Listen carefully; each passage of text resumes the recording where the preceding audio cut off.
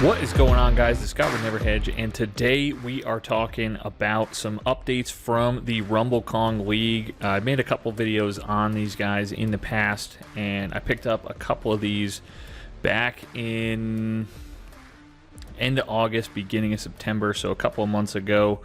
And so I've been following this project pretty closely. I think this thing is going to be absolutely massive. So the first thing that they released a week ago, and this is pretty old news, feels like a freaking year ago by now in NFT world. So the Rumble Kong League raised $4.5 million in seed funding to help expedite the development of the forthcoming game that they are going to be releasing fairly soon. And they had a couple of AMAs that I listened to about the clubs. My guess is that the clubs are going to be very fucking expensive.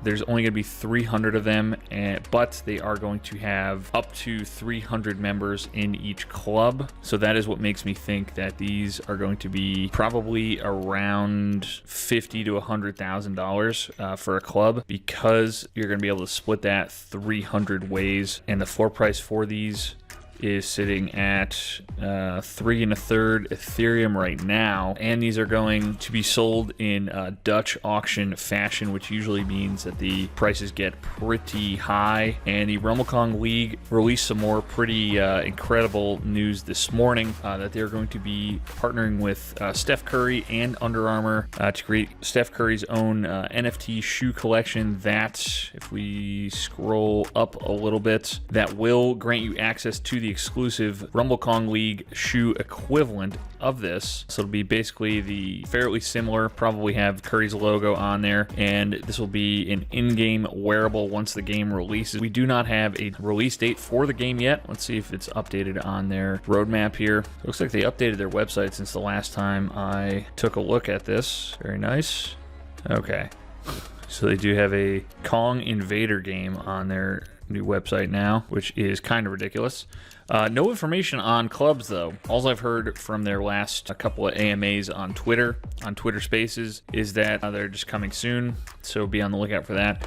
So nothing new on that front, but I wanted to get to a very well-written article that I read this morning by Mr. Gold Mamba. So he's comparing the price action of the Rumble Kongs to the price action of the Bored Ape Yacht Club collection from about 6 months ago. So we'll get into a little bit of that. During the first two waves of interest in the Rumble Kong League this past summer, I pumped out a couple articles that were so full of optimism that my cup wasn't half full, it was 10x full. I get irritated with so many people making predictions about crypto and NFTs that go unchecked.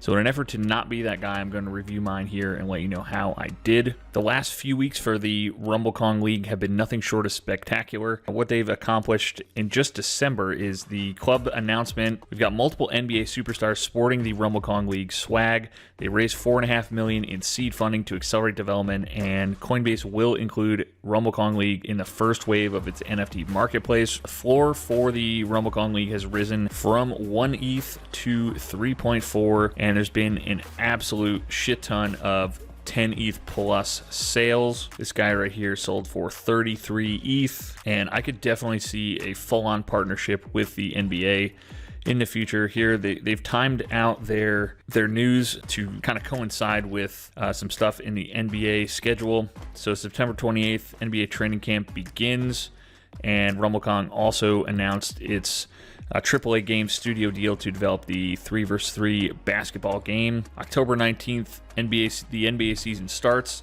and the trading volume of the NBA Top Shots NFTs picks back up. Right around this time is when the Rumble Kong League announced the details for the staking of Kongs and how owners can participate. So this was his prediction. Now, what actually happened, the gaming studio announcement dropped October 9th, so he was a little early on that. Club details didn't come out until December 1st. Kong staking details still have not come out yet. Now, back in November, Steph Curry was spotted doing a post-game presser with his Rumble Kong beanie on. Now, here's where things get interesting. So the sales activity is pretty remarkable for the last couple of weeks. What we have for December, we have 12.5% of all Rumble Kong sales happened in the last 30 days, but 29% of all of the Ethereum volume of the Rumble Kong sales happened.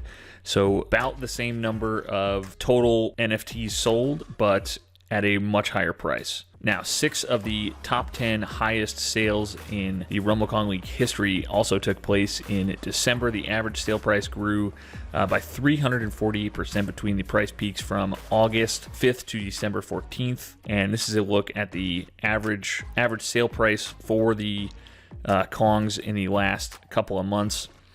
So we have August 5th.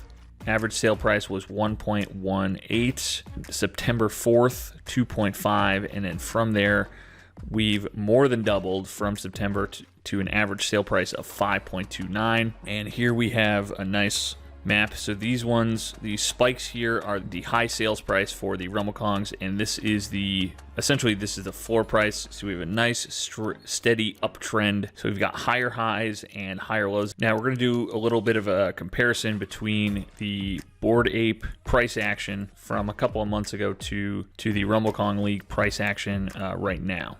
All right, so right now we have an average sale price of right around 4.4, and if we look at the peak here, it was 5.29 on December 14th. We've then come down a little bit since then. That December 14th spike was right when Rumble Kong announced that they've raised $4.5 million in seed funding, and it was also, I believe, right around when they announced they were partnering with Coinbase. Yeah, same deal. So that was a huge day for the Rumble Kongs. We'll say we'll use 4.06 for the average sale price right now. So it's right kind of in the middle of the spikes here. And then we'll go back to the Bored Apes. So we can see here back in June, they're right around 4 ETH is the average sale price. And then things didn't really start to pick up for those Bored Apes until August 5th is when they really started to go for a lot of money in the 24 ETH range. And then they haven't really dipped below 35, 34 is the low point here for average sales, 34. And we've got 33.9, so it's just about 34. So things didn't really start to take off for the Bored Apes. We did have a little spike, kind of how I see the Rumble Kong trajectory going right now. We have a big spike here, and then things will kind of start to fizzle out for a little bit until they released information on the clubs. Hopefully it doesn't take 2 months for them to release that, but I don't think this game is going to be playable until probably Q2 2022. But I think that once the clubs start going for sale and people start FOMOing into this, there's no reason why we couldn't see kind of a 8 to 10 ETH average sales price.